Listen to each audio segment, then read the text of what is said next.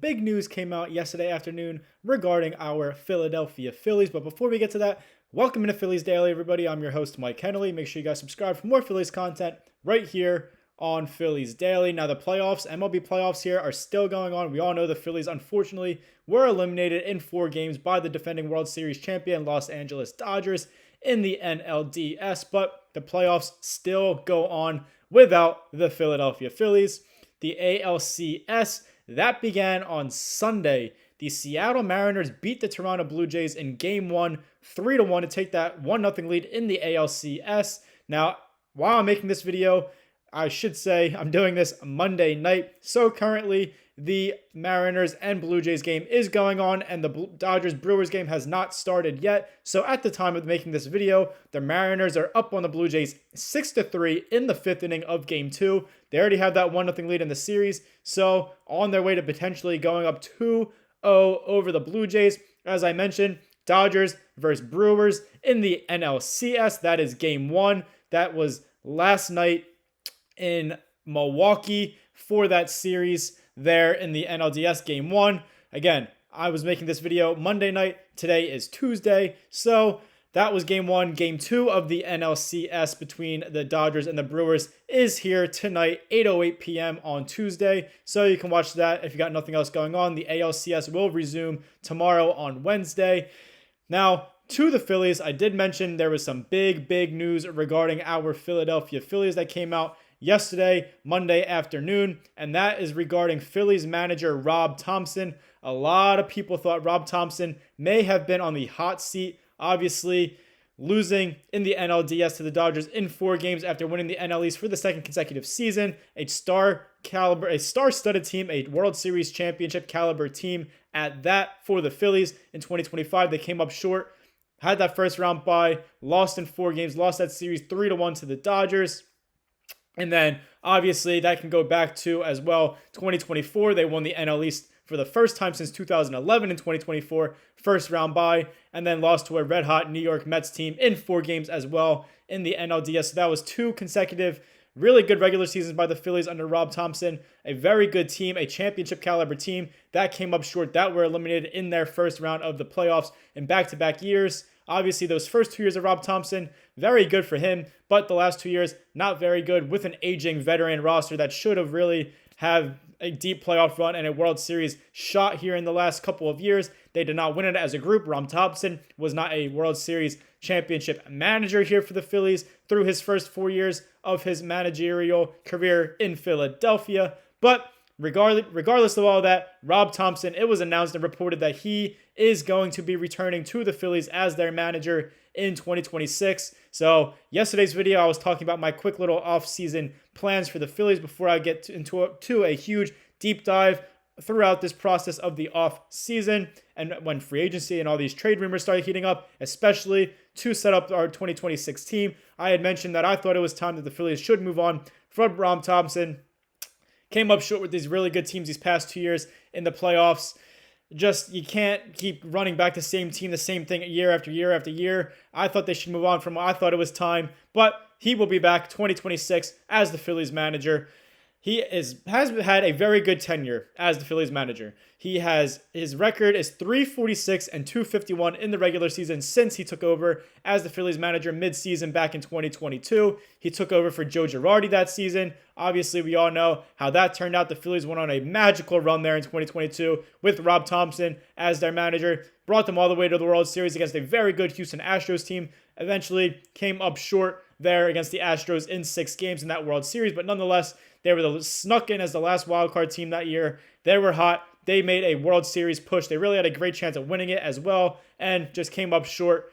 And then we all know as well, in the following year, 2023, Rob Thomson's first full year as the Phillies manager brought them 1 game shy of a 2nd consecutive World Series appearance. They really should have made it back to the World Series and probably should have won it that year in 2023.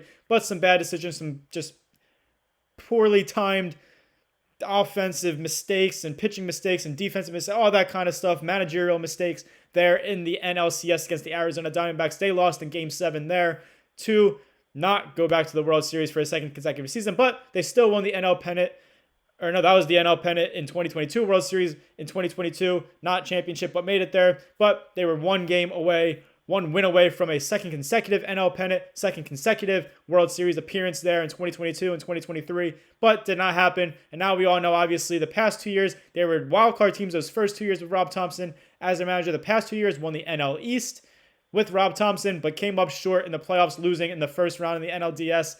Their first round, because they weren't in the wild card these past 2 years, but their first round of the playoffs in the NLDS to the Mets and now the Dodgers. Rob Thomson, 21-17 career playoff record as the Phillies manager. First 2 years, a lot of success. Last 2 years, obviously not good. Losing in 4 games to the Mets, 3-1 in that series, and then losing to the Dodgers in 4 games, 3-1 that series. So just 2-6 in the last 2 years in the postseason for Rob Thomson and the Phillies. And again, I thought it was time to move on. A lot of people did as well. But Rob Thomson will be back as the Phillies manager here next season in 2026. Whether you like it or not, whether you thought they needed a change, I did. But I'm not the one making the decisions. We'll see how it plays out. Hopefully the roster looks a little bit different. They can't, like I said, just keep throwing out the same team year after year after year after there's obviously not getting the job done in these past 4 years with them all getting older now, this core group, some of these guys being free agents, all this kind of stuff. You just got to just retool and not fully rebuild, but retool and get back a little bit younger, a little bit new faces, some fresh faces, and get back to hopefully a deep playoff caliber team here in Philadelphia. Now, Rob Thomson, he may have been an unpopular return here as the Phillies manager. Another unpopular return that could happen, most likely won't, but somebody who made a little bit of headlines here in Philadelphia over the last couple of days, Max Kepler. We all know Max Kepler. He was a failed free agent veteran signing before the 2025 season, came over from a long career with the Minnesota Twins, right fielder there for a long time, came over. The Phillies tried to use him as a left fielder, hoping he could recapture some of his earlier career moments where he was a big power hitter, really good hitter overall for a couple of years there with the Twins. Left fielder, they were hoping he can make the change from right to left. He did, honestly. Played very good defense for the Phillies, actually. I'll get to that in a moment. But Max Kepler came over. Just a failed season, really, overall for him in Philadelphia. Now, he said he is open to returning to the Phillies in 2026, even though just kind of had a miserable time here in Philadelphia. It seemed like with the fans not really liking him too much throughout his struggles. But here is a quote after the Phillies season ended. Max Kepler first said about the Phillies season ending early against the Dodgers there in the NLDS. He said, "It sucks kind of thinking ahead towards the unknown because this might be the last day that I spend together with this group. It's hard to process." That was a quote by Max Kepler after the Phillies lost to the Dodgers in the NLDS this playoffs. He went on to say, quote, "Yeah, I'd love to be back," talking about being back with the Phillies next year in 2026. It's for me. It's for the front office to decide. I really didn't know what free agency would entail going into this year or signing up with the Phils. But having experienced this whole year with this group of guys has probably been at the very top of my career. Just from the memories that I created with them, I have so many to break down and process, but just such a great group of guys, such a variety of characters that really moved me a lot of different ways. If it were up to me, I'd be back. Max Kepler says he wants to be back. Now, is that the right move? In my opinion, absolutely not. Move on from Max Kepler. It was a failed experiment. Had a really good spring training for the Phillies before the 2025 season. Everybody thought maybe this could be a very underrated, very high rewarding signing for the Phillies in the outfield. There was some uncertainty in the outfield heading into the season.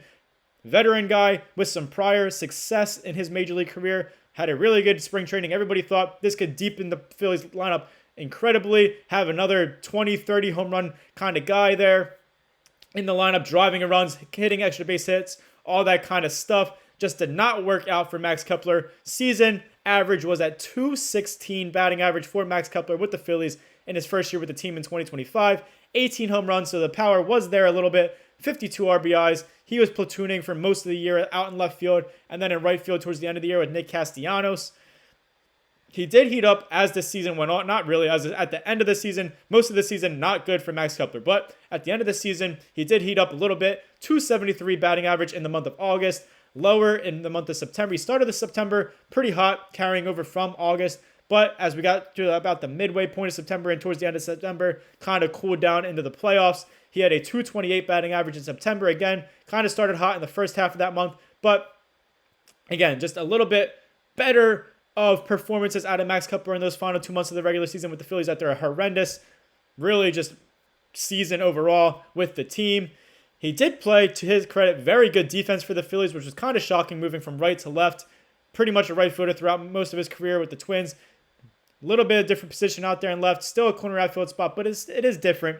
But played really good defense, made a lot of good plays. We saw in the playoffs as well this year, made a couple of nice diving plays out there in the outfield for the Phillies. Just one error all season long by Max Kepler. Very impressive, very good glove out there for them. They were impressed with it. The bat wasn't there, but the glove was for Max Kepler. He also came up a little bit clutch there in the playoffs. If you remember in Game 1 against the Dodgers, he had that double late in the game, and then in Game 2, a triple late in the game as well, which he ended up coming around and scoring by that Trey Turner RBI single in the 8th inning, I believe it was.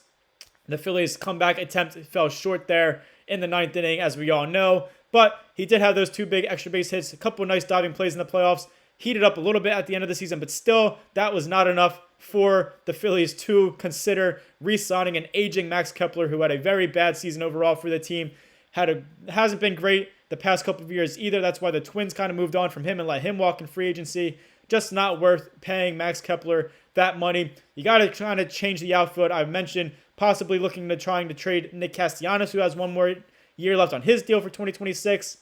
You got to bring up Justin Crawford, in my opinion, one of the top prospects in the organization. Bring back Harrison Bader. He was a great energy spark for the team. Unfortunately, got hurt in the playoffs, but when they traded for him at the deadline, he was great offensively, great defensively. He's got some speed. Try to bring him back with that mutual option. It's like a $10 million option if they both agree. If not, try to re-sign him. Nonetheless, do not bring Max Kepler back, even though he says he would be open to it. And if it was up to him, he'd be back in Philadelphia in 2026. Just should not happen. But we'll see what happens. Obviously, a long offseason. We got to see how everything plays out. The big news was Rob Thomson will be back as the Phillies manager in 2026. Thank you guys for watching this episode of Phillies Daily. I'm your host, Mike Kennelly. Make sure you guys like, comment, share, and subscribe for more Phillies content right here on Phillies Daily. We'll be back at it tomorrow. And as always, go Phils.